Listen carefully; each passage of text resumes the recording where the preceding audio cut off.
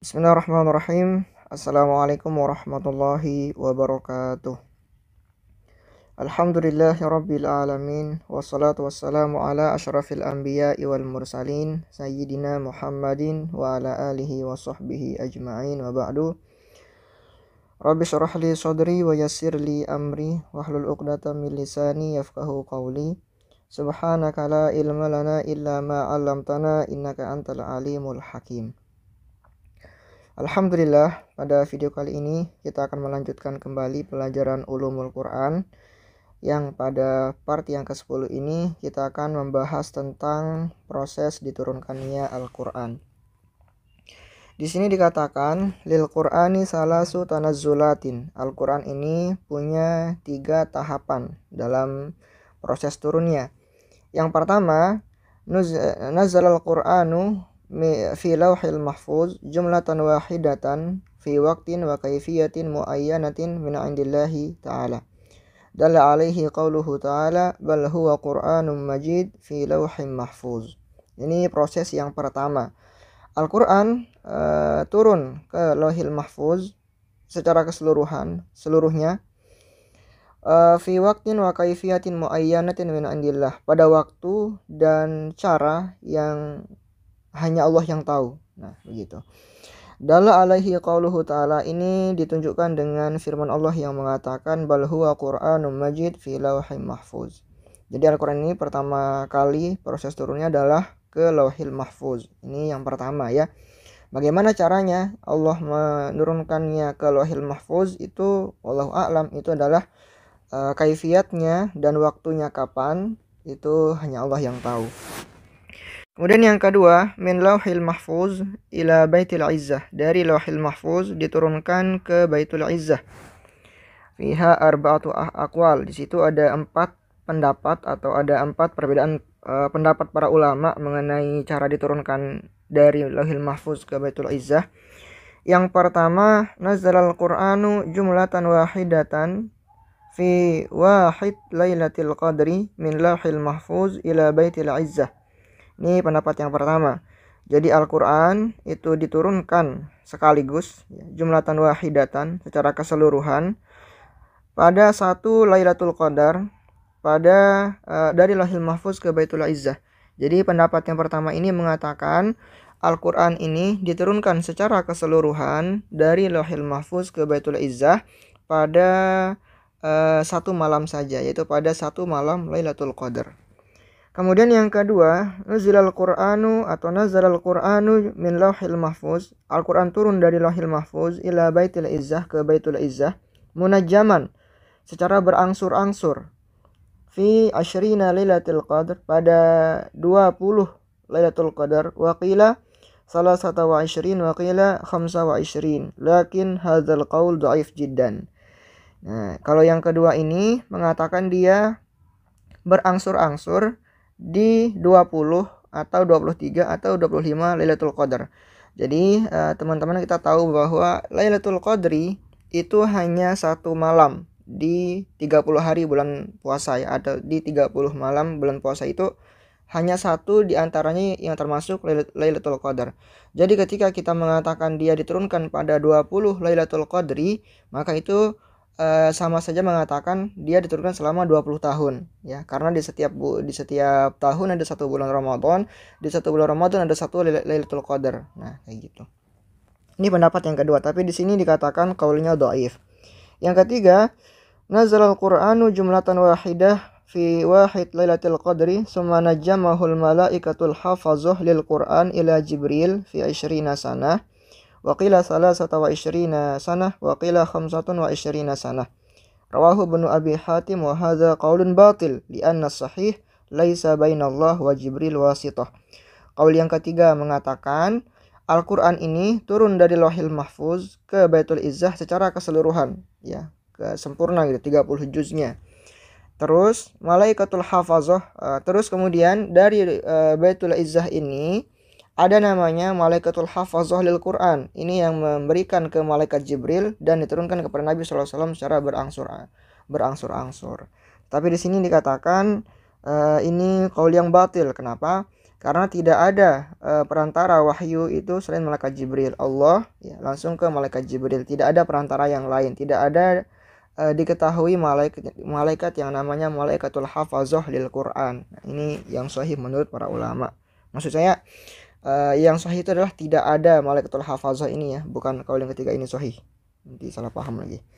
Yang keempat, hamlu ayatin unzila ala ibtida'i nuzulil Quran. Kita membawa atau menganggap ayat-ayat yang mengatakan anzala ya ala tidak nuzulil Quran itu menunjukkan atas mulainya diturunkannya Al-Quran. Fakana al-bidayah fi nuzulil Quran, maka awalan atau pertama kali diturunkannya Al-Quran fi Lailatul Qadri, pada malam Lailatul Qadar, summa nazzala ba'da dzalik, kemudian diturunkan setelah itu munajaman secara berangsur-angsur, mufarraqan dan terpisah. Wa hadza ma dhahaba ilaihi al-Imam Muhammad Abduh wa Syekh Muhammad Rashid Ridha wal Imam An-Nasafi wan Naisaburi wa hadza huwa sahih indana. Jadi yang keempat ini yang sahih menurut kita ya. Jadi ketika mentakwil atau mentafsir ayat yang mengatakan inna anzalnahu fi lailatul qadr. Nah, fi lailatul qadr. Aduh. Nah, anzala di sini artinya bidayatun nuzul. Jadi bidayatun nuzul ya, bidayatun nuzul. Jadi anzalnahu, kami mulai menurunkannya. Nah, kayak gitu ya. Bukan, kan tadi memang kita sudah menjelaskan ya di atas bahwa anzala itu artinya diturunkan secara keseluruhan gitu. Nah, akan tetapi di dalam konteks ayat yang ini artinya adalah mulai diturunkan. Kita juga mengetahui di Al-Quran yang mengatakan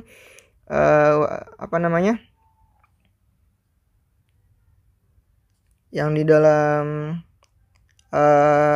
surah surah Al-Baqarah yang mengatakan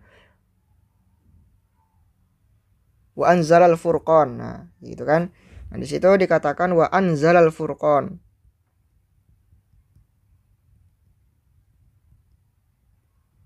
Nah, anzala di sini artinya kita menurunkan Al-Quran secara keseluruhan.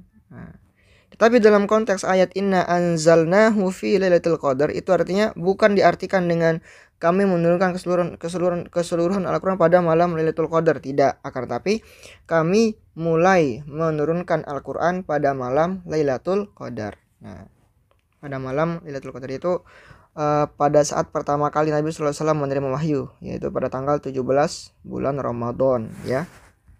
Itu berarti pada tahun itu Lailatul Qadarnya adalah tanggal 17 Ramadan. Nah, kayak gitu.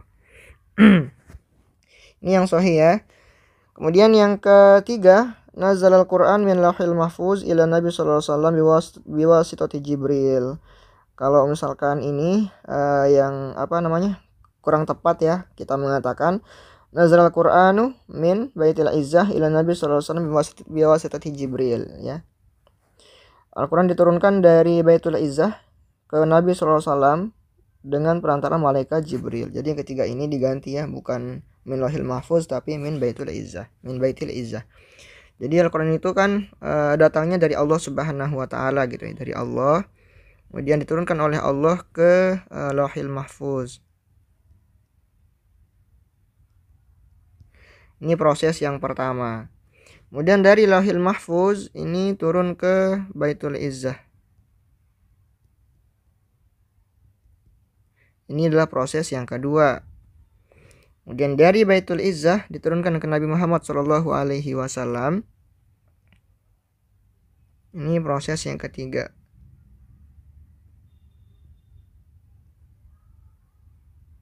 Makanya dikatakan tadi, Al-Qur'ani salah sutanazzulatin. Al-Quran ini punya 3 proses penurunan gitu ya. Diturunkan pertama kali oleh Allah ke Lauhil Mahfuz, kemudian dari Lauhil Mahfuz ke Baitul Izzah. Di sini ada 4 pendapat ya, arba'atu aqwal. Kemudian dari Baitul Izzah ini diturunkan kepada Nabi Muhammad SAW dengan perantara malaikat Jibril, dan inilah yang berangsur-angsur. Nah, kayak gitu ya. Ini adalah proses penurunan Al-Quran. Nah, kenapa banyak prosesnya? Karena li'azamati sya'nil munazzal gitu, karena keagungan atau besarnya yang diturunkan ini. Maksudnya ketika yang diturunkan ini ada sesuatu yang berharga, yang banyak, yang besar, maka diturunkannya itu nggak segampang itu gitu loh, nggak segampang itu ya. Jadi butuh tahapan, butuh proses. Nah seperti itu. Begitu untuk menggambarkan dan mendeskripsikannya. Di sini ada kita insya Allah jelas ya teman-teman ya, mengenai 3 tahapan atau 3 proses penurunan Al-Quran ini. Kemudian kita ke sin. Soal ma huwa Allahul Mahfuz, apa itu Allahul Mahfuz? Jawabannya huwallazi fihi kullu syai', ialah yang di situ dituliskan segala sesuatu ya. Qaulahul Imam Al-Alusi, sebagaimana dalam firman Allah yang mengatakan dalam hadis Nabi SAW, beliau bersabda, innallaha kataba maqadiral khalaiq qabla an yakhluqas samawati wal ard bi 50 alfa amin. Allah Subhanahu wa taala telah menetapkan takdir semua makhluk hidup di Lauhil Mahfuz itu jauh 50.000 tahun sebelum diciptakannya apapun ya. Dan di banyak sekali di dalam kitab-kitab lama ya, kitab-kitab klasik itu menjelaskan bahwa yang pertama kali Allah ciptakan adalah kolam, dan kolam itu terus diperintahkan menulis di Lauhil Mahfuz dan menuliskan semua takdir makhluk hidup semuanya ya, tanpa terkecuali. Yang jim, yang sin lagi yang bawahnya, limadza summiya bi Baitul Izzah, kenapa dinamakan Baitul Izzah? Liyadul ala izzatil Quran, untuk menunjukkan atas keagungan Al-Quran. Itu kan Baitul Izzah ini disebut dengan Sama'ud Dunia juga ya. Kenapa Sama'ud Dunia ini disebut dengan Baitul Izzah? Untuk menunjukkan atas kemuliaan Al-Quran, wa izzati Rasulullah SAW alladzi unzila alaihil Quran, dan kemuliaan Nabi SAW yang diturunkan kepada beliau yaitu Al-Quran. Karena itu menjadi tempat singgahnya Al-Quran ya, makanya disebut dengan Baitul Izzah, karena yang tinggal di situ adalah Al-Izzah atau yang mulia gitu, yaitu Al-Quran. Nah, seperti itu. Kita lanjut saja ya, biar nanti videonya kita potong di 20 menit lah. Mabahas an muddati nuzulil Quran, pembahasan tentang masa diturunkannya Al-Quran. Berapa lamakah Al-Quran diturunkan? Jawabannya fiha arba'atu aqwal, ada 4 pendapat. Yang pertama isyrina sanah, ada yang mengatakan 20 tahun. Kenapa 20 tahun? Alaman qala bi anna nuzulal Quran bi Makkah asyru sanawat bihazbi muddatai ar-ru'yatus salihah wa fatratul wahyi. Ada yang pertama mengatakan 20 tahun. Alasannya kenapa? Itu mengatakan bahwa Al-Quran diturunkan di kota Mekah selama 10 tahun, bukan 13 tahun. Nanti kita akan jelaskan bagaimana. Bihazfi muddatai ar-ru'yatus salihah wa fatratul wahyi, dengan menghapus masa mimpi yang benar dan masa kekosongan wahyu. Yang kedua, salah sawa isyrina sanah man qala bi anna nuzulul Quran bi Makkah salasa asyara sanah ya. Yang ketiga khamsatun wa isyrina sanah wa hadza qaulun dhaif, ini qaulnya dhaif. Yang ketiga isnan wa isyrina sanah wa sittat ashhur bihazfi muddat ru'yatis salihah. Nah ini la khilafa anna Nabi sallallahu, kita akan melihat ya mana yang benar gitu. Coba kita baca di sini bawahnya. La khilafa anna Nabi sallallahu alaihi wasallam yub'atsu fil arba'ina min umri. Tidak ada ikhtilaf dalam ulama bahwa Nabi sallallahu alaihi wasallam diangkat oleh Allah menjadi rasul itu pada tahun yang ke-40 daripada umur beliau ya. Ketika beliau berumur 40 tahun itu diangkat oleh Allah jadi rasul, diutus menjadi rasul sallallahu alaihi wasallam, menjadi rasul untuk umat manusia gitu ya. Wafatuhu, dan wafatnya Nabi SAW fiha salah satu akwal, ada mengatakan beliau wafat pada usia 60 tahun, ada 63 dan 65, dan yang sahih adalah yang 65 yang 63 ya, 63 yang mbak. Nah sekarang kita akan tahu apa itu yang dimaksud dengan mudah ru'yatus sholihah, apa yang dimaksud dengan masa mendapatkan mimpi-mimpi yang sholihah yang benar. Hiyal mudah qabla nuzuli suratul Alaq, ialah masa sebelum diturunkannya surah Al-Alaq. Bada'a fi syahri Rabi'il Awal hatta syahri Ramadan fi sanah al-arba'ina min umrihi sallallahu alaihi wasallam. Jadi ketika Nabi Muhammad sallallahu alaihi wasallam berumur 40 tahun, ya 40 tahun, dari sejak ulang tahun beliau dari sejak ulang tahun beliau pada tanggal 12 Rabiul Awal Rabiul Awal, tahun yang ke-40 dari umur beliau ya, itu beliau sudah rutin menerima ru'yatus sholihah dari Allah Subhanahu wa taala. Beliau selalu mendapatkan ru'yatus sholihah setiap malamnya ya, mendapatkan mimpi yang benar setiap malamnya sampai 16 Ramadan. Nah, dari 12 Rabiul Awal ya, 12 Rabiul Awal sampai 16 Ramadan, tanggal 16 bulan Ramadan maksudnya. Ini disebut dengan muddatu ru'yatus sholihah. Kenapa begitu? Karena pada umur 40 tahun dari Nabi SAW ini, beliau selalu menerima ru'yatus sholihah, yaitu mimpi yang selalu menjadi kenyataan gitu. Yang membuat beliau selalu bertahanus atau berkhalwat di Gua Hira, sehingga pada tanggal 17 bulan Ramadan malam harinya beliau mendapatkan wahyu pertama dari Allah Subhanahu wa taala melalui perantara malaikat Jibril. Nah, itu disebut dengan masa ru'yatus sholihah.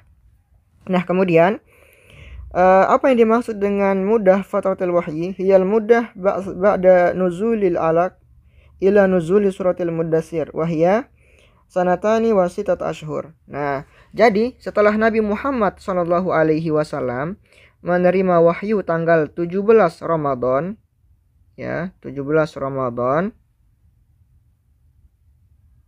beliau mendapatkan ini adalah turunnya al-alaq ya, al-alaq. Selama 2,6 tahun tidak ada Al-Quran yang turun kepada beliau lagi. Nah, sehingga setelah 2,6 tahun turun ayat yang pertama kali ya, diturunkan setelah 2,6 tahun itu turun lagi ayat dalam surah Al-Mudaththir. Al-Mudaththir. Nah, itu ya. Ini yang dimaksud dengan masa fatratul wahyi, kekosongan wahyu. Jadi kan ketika Nabi Muhammad SAW menerima wahyu yang pertama di Gua Hira berupa surah Al-Alaq ini, beliau masih tetap ya rutin ke Gua Hira untuk mendapatkan apa istilahnya ya? Kayak apa ya? Seperti pesan lagi gitu ya, kayak ingin memastikan benar nggak saya diangkat menjadi nabi gitu. Nah, dan Nabi SAW selama itu tidak pernah mendapatkan wahyu lagi gitu, sehingga sampai ke beliau bercerita dalam suatu hadis ya, beliau turun dari Gua Hira ya, dulu saya sempat salah memahami ya, turun dari Gua Hira, kemudian beliau mendengarkan suara yang memanggil nama beliau. Kemudian beliau melihat ke langit, dan di situ beliau melihat malaikat Jibril alaihi salam duduk di antara langit dan bumi di atas kursi dan menyampaikan surah Al-Mudaththir. Jadi dulu ya saya kira beliau turun dari Gua Hira itu selepas beliau mendapatkan wahyu yang pertama. Jadi kan malamnya mendapatkan wahyu pertama nih, terus turun dari Gua Hira, terus dapat wahyu lagi. Ternyata nggak kayak gitu. Jadi turun dari setelah selesai wahyu yang pertama di malam tanggal 17 Ramadan itu, beliau pulang ke rumah ya. Terus beliau berkonsultasi ke paman beliau ya, ke paman Siti Khadijah, paman istri beliau ya, Waraqah bin Naufal. Setelah itu lama ya, beliau dikatakan mendapatkan wahyu sebagaimana Musa dulu. Kemudian beliau ingin memastikan, dan beliau terus kembali ke Gua Hira selama 2,6 tahun tapi nggak dapat wahyu. Nah, setelah 2,6 tahun ketika turun dari Gua Hira untuk pulang, baru beliau mendapatkan wahyu surah Al-Mudaththir. Nah, masa kekosongan tersebutlah disebut dengan masa fatratil wahyi, kekosongan wahyu. Jadi orang yang mengatakan turunnya wahyu di Mekah selama 10 tahun menghilangkan masa tersebut ya, menghilangkan masa tersebut. Dari Rabiul Awal ke Ramadan ini sama dengan 6 bulan ya kan, sama dengan 6 bulan. Nah, ini 6 bulan masa ru'yatus sholihah ditambahkan 2,6 tahun masa fatratil wahyi. Jadilah dia 3 tahun. Nah, kayak gitu. Nah, 3 tahun inilah yang dihilangkan menurut pendapat yang pertama, yaitu yang mengatakan 20 tahun turunnya Al-Quran. Kenapa? Ru'yatus sholihah itu nggak dihitung, sedangkan masa fatratul wahyi juga nggak dihitung. Kenapa? Karena nggak ada sama sekali Quran yang turun kecuali surah Al-Alaq.